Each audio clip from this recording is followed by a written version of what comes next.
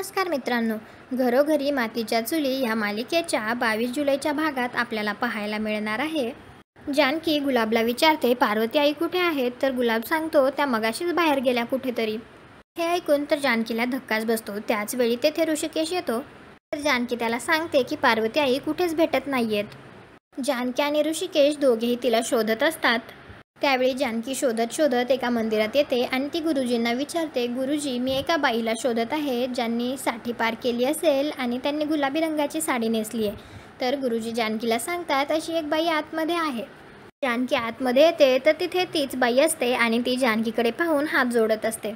तिकडे घरी सारंग ऐश्वर्याला म्हणत असतो, त्या बाईने जर जानकी वहिनीला सगळं खरं सांगितलं तर आपलं काही खरं नाही ऐश्वर्या, आपला शेवट जवळ आला ऐश्वर्या. आणि सारंग खूप घाबरलेला असतो.